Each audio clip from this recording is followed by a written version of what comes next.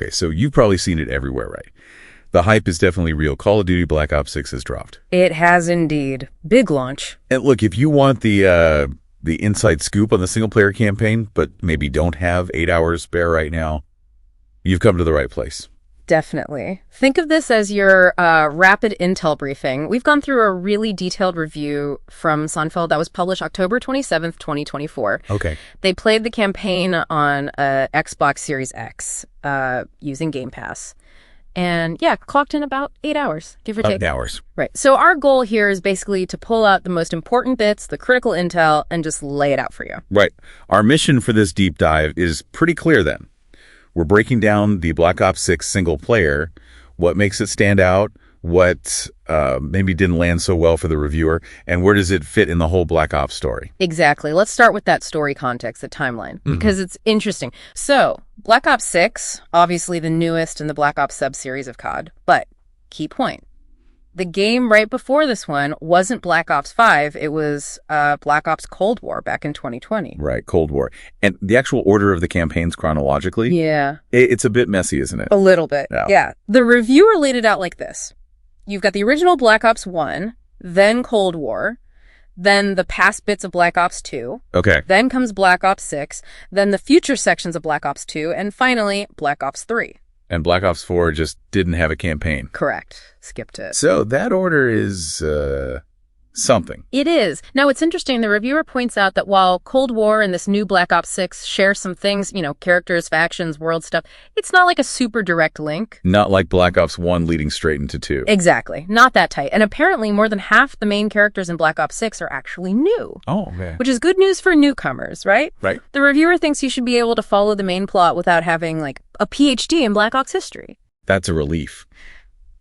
So you don't have to have played all the others. You don't have to, but they do say playing Black Ops 1 and 2 probably makes it, a richer experience. You'll pick up on more references, character stuff. Sure. Makes sense. Adds layers. Yeah. Though they did joke that if you suggest playing 1 and 2, you might as well throw Cold War in there too, and then maybe only Black Ops 3 is sort of optional. Yeah, it's a deep rabbit hole if you want the full picture. It really shows how connected the series has become, but yeah, maybe a bit daunting if you're just jumping in now. Okay, so before we get into the nitty-gritty of Black Ops 6 itself, maybe just a quick reminder of what you generally expect from a COD campaign. Good idea. I mean, you know the drill, right? High-octane action, big cinematic moments. Stuff that feels like it's straight out of a movie. Exactly. And the graphics, always pushing things. The reviewer noted again how it's getting harder to tell the difference between the game and live action footage sometimes. It's that audio-visual immersion. Totally. So Black Ops 6 delivers on that front. Seems so. But the reviewer specifically mentioned some the good points, the strengths that really stood out for this campaign. All right, let's hear them. First up, mission variety. Ah, okay. Yeah. Always good. What kind of variety? Well, they mentioned the usual infiltration stuff, obviously, but also big defensive battles and even these larger maps. Almost small open world style areas you can explore a bit more. Oh, interesting. So not just linear corridors all the time. Right. And that variety, they said, really helps keep the gameplay feeling fresh, stops it getting repetitive. Yeah, I can see that. What else? Pacing and structure got praised, too. Missions are apparently around 30 to 40 minutes long. Okay, decent chunks. Yeah, substantial, but not, overwhelming. And crucially, between missions, you get downtime. There's a hub area where you can prep for the next stops, sort of catch your breath. Oh, I like the sound of that, like a base camp. Kind of, yeah. The reviewer felt it provided really good natural breaks. Makes it easier if you only have shorter bursts of time to play, You're not always stopping mid-firefight. Yeah, that's smart design. Lets you step away clean. Anything on the characters? Yep. Positive notes there, too. They felt it was a really well-balanced cast. No single character just takes over the whole show. More of an ensemble feel. Exactly. Fosters that sense of being part of a proper team where everyone's pulling their weight. Nice. A strong team dynamic can really pull you into the story. Yeah. What about the general presentation? Described as very stylish. Apparently, the opening movie and the mission briefings look really slick, almost like those high-budget overseas dramas. Oh, wow. Okay. And they do a good job visually explaining what you need to do in the mission. Just adds to that polish. Cool. And gameplay-wise, anything new stand out? Oh, yeah. The big one seems to be this SU system, Omni-Movement. Omni-Movement. Yeah. Sounds comprehensive. What does it do? So the reviewer explains it lets you do these quick dashes and slides, sideways and backwards, while you're aiming down sights. Ah, okay. So quick repositioning in a fight. Exactly. They highlighted how useful it is for, like, diving behind cover really fast when you've got loads of enemies firing at you. It's about tactical movement, enhanced agility. I can see how that would change the feel. Yeah. And how does it, like, actually play? This is where the tech comes in. The reviewer specifically linked how good this feels to the performance on the Series X. The fast loading and stable frame rate. Precisely. Because the console keeps up, you can actually use this fast movement smoothly. No lag, no stuttering getting in the way. They actually said it contributes to the best feel the series has had so far. Really responsive. Wow. Best feel yet. That's quite the statement. It is. High praise. Okay, so great movement, good variety, solid pacing. What about the story itself? Beyond the timeline weirdness. Right, the actual plot. Well, the reviewer still personally thinks Black Ops 1 had the best story overall. Fair enough. That one's a classic. But they said Black Ops 6 definitely keeps up that Black Ops tradition, you know? Suspenseful, lots of twists, shifting allegiances. You're constantly guessing who's really on your side. Keeps you on edge. Sounds very Black Ops, yeah. Yeah.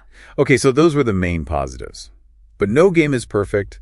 What about the points of concern? Right, the drawbacks. First one mentioned is something we've seen before in the series. Those levels that represent a character's, like, mental state, psychological stuff. Ah, yes, the trippy sequences. Exactly. The reviewer noted that, fans might expect these by now, but if you're new to Black Ops, they might feel a bit jarring. Yeah, like totally weird compared to the gritty military stuff. Potentially, yeah. A bit out of sync with the main world. Maybe not what a newcomer signed up for. Just something to be aware of. Okay. What else? The ending's pacing came up. While the amount of content felt good overall, the actual ending felt a bit rushed to the reviewer. Rushed how? Like wrapped up too quickly? Sort of. They felt like maybe it needed one more mission or just a bit more development right at the end before the credits rolled. So plot threads get resolved, but maybe not explored as deeply as they'd like. Seems that way. Like the main story concludes, but maybe some lingering questions aren't fully answered to their satisfaction. Left them wanting a little more closure, perhaps. Gotcha. Any other concerns? Yes, the big one. Always online. Even for single player. Even for single player. The reviewer wasn't thrilled about needing a constant internet connection just to play the campaign. Yeah, that's always controversial. What happens if your connection drops? You get kicked out of the mission, booted back to the main menu or the last checkpoint, have to restart from there. Ouch. That could be really frustrating. It definitely could, but they did add a small positive note here. The game apparently has pretty frequent checkpoints. Okay, so you don't lose tons of progress. Hopefully not, yeah.